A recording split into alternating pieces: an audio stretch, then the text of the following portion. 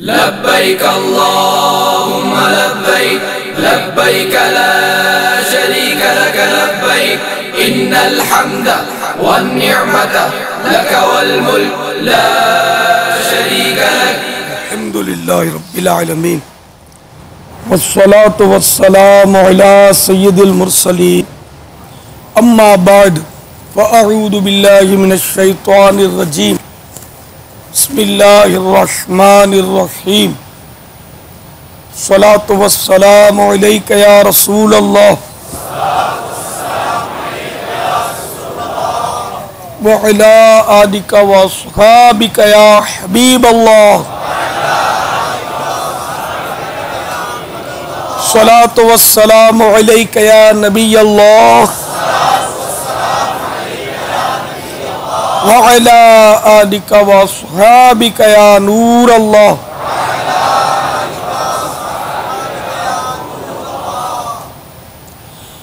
فرمان مصطفیٰ صلی اللہ تعالی علیہ وآلہ وسلم جو مجھ پر بروز جمعہ درود شریف پڑھے گا میں قیامت کے دن اس کی شفاعت فرماؤں گا. صلو علی الحبیب. ہوائے مدینہ سے آپ کے مشام دماغ معطر ہو رہے ہوں گے اور آپ اپنی روح میں تازگی محسوس کر رہے ہوں گے. ہو سکے تو ننگے پاؤں روتے روتے مدینہ منورہ کی فضاؤں میں داخل ہو.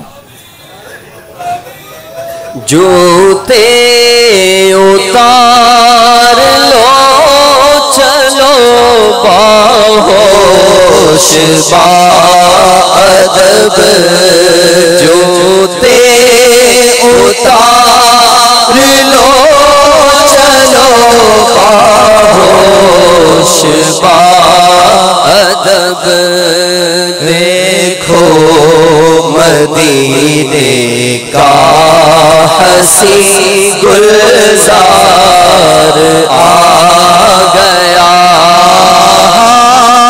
رہے مدینہ ہے غافل ذرا تو جا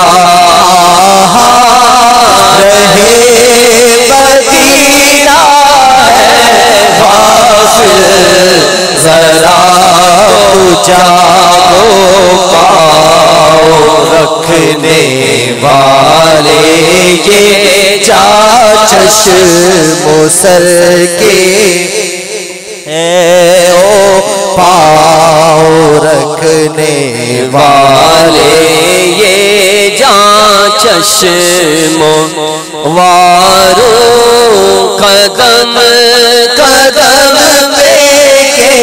ہر دم ہے جانے نوارو قدم قدم پہ کے ہر دم ہے جانے نو یہ راہ جاں فضا میرے مولا کے در کی ہے گھڑیاں گنی ہے برسوں کے یہ شب گھڑی پھری گھڑیاں گنی ہے برسوں کے یہ شب گھڑی پھری مر مر کے پھر یہ سل میرے سینے سے سر کے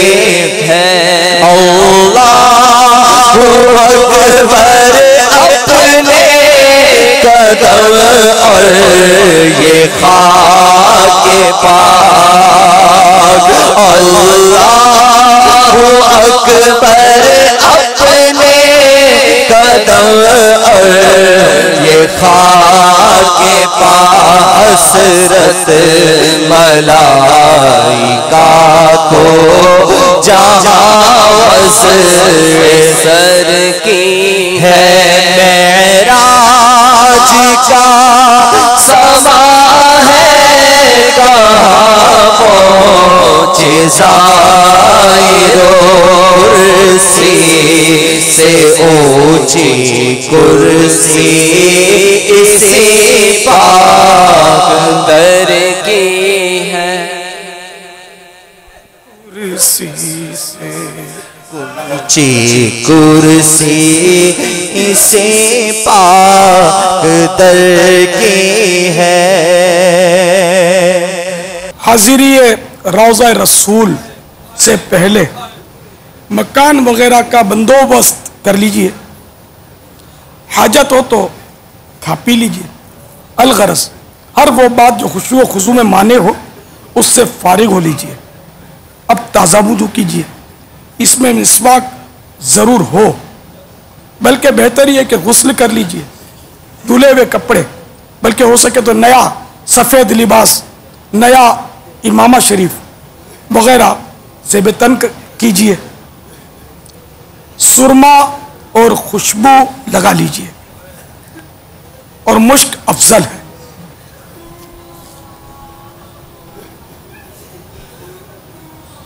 اب روتے ہوئے دربار کی طرف بڑھیے، اے لیجئے وہ سبز سبز گنبد جسے آپ نے تصویروں میں دیکھا تھا، خیالوں میں چوما تھا، اب سچ مچ آپ کی نگاہوں کے سامنے ہے۔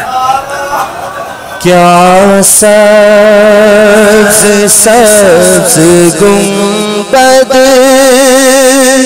کا خوب ہے نظارہ، کیا سبز سبز گنبد کا خوب ہے نظارہ ہے، کس قدر سہانا ہے، کس قدر سہانا، کیسا ہے پیارا پیارا ہے، کس قدر سہانا، کیسا ہے پیارا پیارا، کیا سبز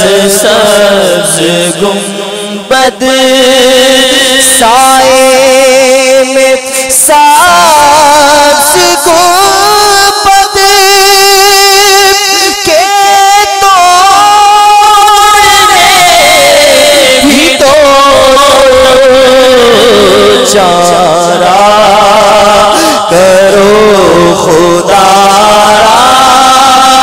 چارہ کرو خدا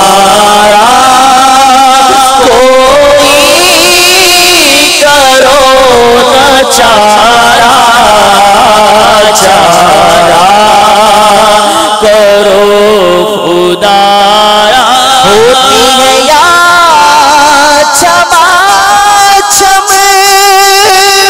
برسائے ڈھونڈتے ہو پرنور سبز گنبد کو، پرنور سبز گنبد، پرنور ہر منارہ، پرنور سبز گنبد، پرنور ہر منارہ، سبز سبز گنبد کا خوب ہے نظارہ۔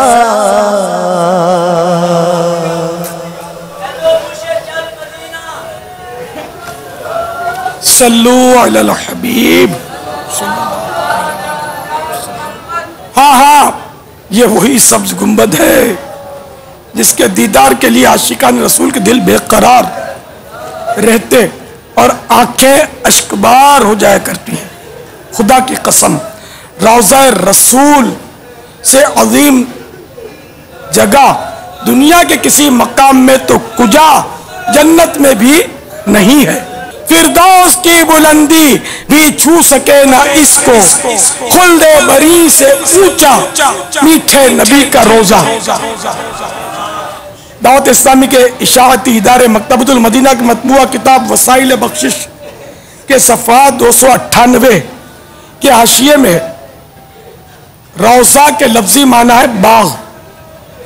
شعر میں روضہ سے مراد وہ حصہ زمین ہے جس پر رحمت عالم صلی اللہ تعالی علیہ وآلہ وسلم کا بدن معظم تشریف فرمائے. اس کی فضیلت بیان کرتے ہوئے فقہاء کرام رحمہم اللہ السلام فرماتے ہیں, چنانچہ در مختار جلد 4 صفحہ 62 پر ہے, محبوب داور صلی اللہ تعالی علیہ وآلہ وسلم کے جسم انور سے زمین کا جو حصہ لگا ہوا ہے وہ کعبہ شریف سے بلکہ عرش و کرسی سے بھی افضل ہے. اب سراپا ادب و ہوش بنے, آنسو بہاتے یا رونا نہ آئے تو کم از کم رونے جیسی صورت بنائے, باب بقیع پر حاضر ہوں. یہ باب مسجد نبوی شریف علی صاحبہ الصلاۃ والسلام کے جانب مشرق ایسٹ کی طرف واقع ہے. عموماً دربان باب بقیع سے حاضری کے لیے نہیں جانے دیتے نہ بھیڑ کے موقع پر, لہذا باب السلام ہی سے زائرین حاضر ہوتے ہیں. اس طرح حاضری کی ابتدا سر اقدس سے ہوگی اور یہ خلاف ادب ہے, کیونکہ بزرگوں کی خدمت میں قدموں کی طرف سے آنا ہی ادب ہے. اگر باب بقیع سے حاضری سے حاضری نہ ہو سکے تو باب السلام سے بھی حرج نہیں. اگر بھیڑ وغیرہ نہ ہو تو کوشش کیجئے کہ باب بقیع سے حاضری نصیب ہو جائے. چلا ہوں ایک مجرم کی طرح میں جانب آقا, چلا ہوں ایک مجرم کی طرح میں جانب طیبہ, چلا ہوں ایک مجرم کی طرح میں جانب آقا, نظر شرمندہ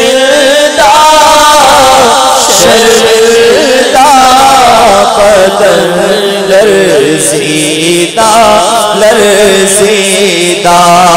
کسی کے ہاتھ نے مجھ کو سہارا دے دیا, ورنہ کہاں میں اور کہاں یہ راستے پیچیدہ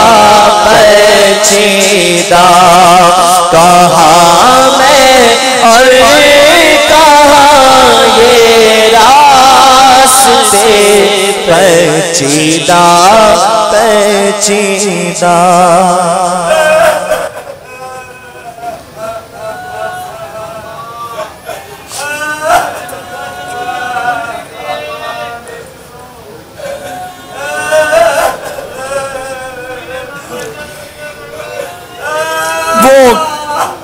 ایک چنیدن حکایت یاد آ رہی ہے, سنی ہوئی, کہ کسی شخص نے مسجد نبوی شریف میں ایک اپنا کوئی قالین بچھایا ہوگا, تو اس پر کوئی دیوانہ جس کے کپڑے اور کوئی ایسے عمدہ نہیں تھے, سادے کپڑے تھے, اور اس طرح وہ اس کے قالین پہ چڑھ گیا قدموں سے. تو اس کو بچھانے والا کوئی بڑا آدمی تھا دنیاوی اعتبار سے, اس کو ذرا ناگواری سی دل میں آئی اور اس کو اس نے ہٹا دیا کہ دیکھو تو صحیح ہم نے کیا بچھا کر رکھا ہے, ہٹا دیا.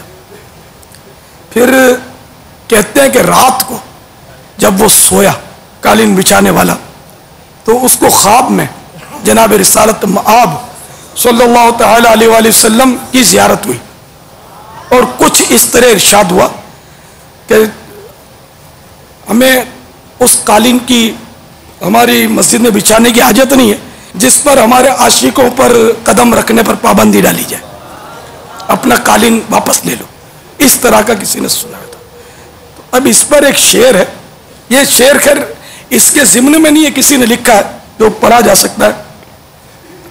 इसमें एक तो तवाफ का जिक्र है, एक एहराम हस्ती का जिक्र है। तो शायद ये हमारे नातख्वान ये समझते होंगे कि ये तवाफ तो काबे ही का तवाफ मुराद होगा यहाँ, और एहराम हस्ती से मुराद ये 2 चादरों का एहराम होगा। एहराम हस्ती गालिबन लिबास को बोलते हैं, ये जो लिबास है ना ये एहराम हस्ती, और तवाफ माने घूमने फिरने को भी तवाफ बोलते हैं, फिरने को। तो मदीने की गलियों में फिरना, अगर जो तवाफ की इस्तिलाह यहाँ नहीं होती, लेकिन शेर का मफहूम यही है। तो इस मफहूम को ज़हन में रखकर ये शेर सुनिए। तवाफ़े कूचा जाना के काबिल कौन समझेगा। तवाफ़े कूचा जाना के काबिल कौन समझेगा। मेरा देख कर बोसीदा बोसीदा, मेरा एहराम हस्ती देख कर बोसीदा बोसीदा। वो मदीने के रास्ते हाज़री हो रही है। मदीने के रास्ते तो जहाँ जाते हैं सीधे सीधे पहुँच जाते हैं, और वहाँ तो सीधी सड़क है। तो ये रास्ते पेचीदा पेचीदा है। इसका पेचीदा इन मानों कर समझ में आता है कि ये वो पेचीदा रास्ते हैं जिनको इस शेर से समझें। किस तरह पाँव रखें या साहिब बसीरत, यानी जो दिल की आँखें रखता है वो यहाँ पाँव कैसे रखेगा, आँखें बिछी हुई हैं हर जा तेरी गली। तो इन मानों करके मेरे कहाँ मेरे गंदे कदम और कहाँ महबूब के नक्शे कदम। बाबा तो ये कोई ऐसी जगह नहीं मिल रही कि जहाँ मैं अपने पाँव रख सकूँ। तो यूं शायद इनका शायर का तखय्युल हो। इकबाल अजीम मरहूम ने बहुत कलाम लिखा है, नाबीना थे खुद, अभी तो नादीदा नादीदा लिखा है कि मदीना हमने भी देखा है मगर नादीदा नादीदा। तो ये शायद ये मुराद समझ में आती है। वल्लाहु अअलम बिस्सवाब। किसी के हाथ ने मुझको सहारा दे दिया, किसी के हाथ ने मुझको सहारा दे दिया। कहाँ मैं और कहाँ ये रास्ते पेचीदा पेचीदा, कहाँ मैं और कहाँ ये रास्ते पेचीदा पेचीदा। या तो जाहिरी तौर पर भी उसने ये हो सकता है उसका तखय्युल हो, बेचारा नाबीना था, और बाबे जिब्रील के सामने उस वक्त बाबे बकी ये बाद में बना है। बाबे जिब्रील बहुत पुराना आशिकों के दौर का है। ये अब सुना बंद रखते हैं ना ये बाबे जिब्रील। बाबे जिब्रील खुला होता है, कदमैन शरीफैन में हाजिरी हो जाती है वहाँ से, लेकिन बाबे जिब्रील से मवाजे की तरफ नहीं आ सकते। अच्छा, मवाजा शरीफ की तरफ नहीं आ सकते। तो ये अपने बाबे जिब्रील के सामने एक गली जाती थी जो देखने में बहुत तंग गली, लेकिन अजमत में बहुत बड़ी गली, बहुत ही बड़ी। دنیا ساری اس کے کونے میں سما جائے. تو اس گلی کے اندر جائیں نا تو وہاں اہل بیت اطہار کے مکانات کہتے تھے کہ انہی بنیادوں پر اہل بیت اطہار کے مکانات تھے اور بہت قدیم مکانات تھے, پرانے مکانات. الحمدللہ ان گلیوں میں گھما پھرا ہوں میں. سن 80 میں اور اس کے بعد بھی کچھ عرصے تک وہ رہی تھی.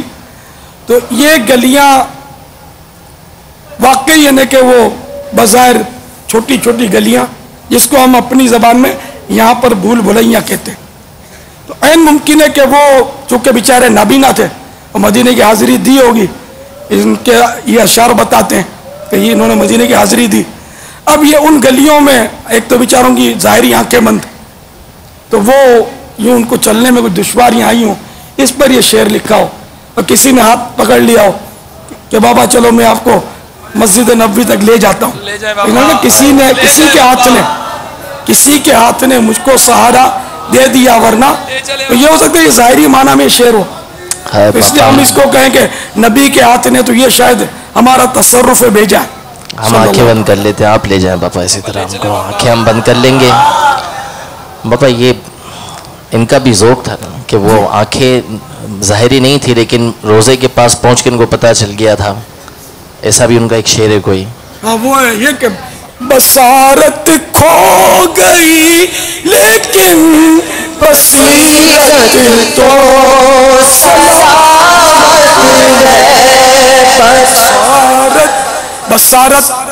بصارت آنکھوں کی نظر کو بولتے ہیں, بصیرت دل کی نظر کو. تو یہ شاعر کہتا ہے کہ میری آنکھیں تو روشن نہیں ہیں, میری بینائی جا چکی ہے, بصارت تو کھو گئی لیکن بصیرت سلامت ہے, میری دل کی آنکھیں کھلی ہوئی ہیں. بصارت کھو گئی لیکن بصیرت تو سلامت ہے. بصارت کھو گئی لیکن بصیرت تو سلامت ہے. مدینہ ہم نے دیکھا ہے مگر نادیدہ نادیدہ. مدینہ ہم نے دیکھا ہے مگر نادیدہ نادیدہ. یعنی ظاہری آنکھیں تو میرے پاس نہیں ہیں, دل کی آنکھیں موجود ہیں. اور دیدہ مانے آنکھ, دیدہ کے معنی ہے آنکھ. تو ظاہری بینائی نہ صحیح, دل کی آنکھیں چونکہ روشن ہیں تو میں نے بغیر آنکھوں کے مدینہ دیکھ لیا ہے. یہ اس شعر کا مفہوم ہے. اب دیکھیں کسی شاعر کے بعض اشعار سے میرا اتفاق یا اس کو اپنے انداز میں پیش کرنا, اس سے مراد یہ نہیں کہ اس کے ہر شعر سے ہی مجھے اتفاق ہو.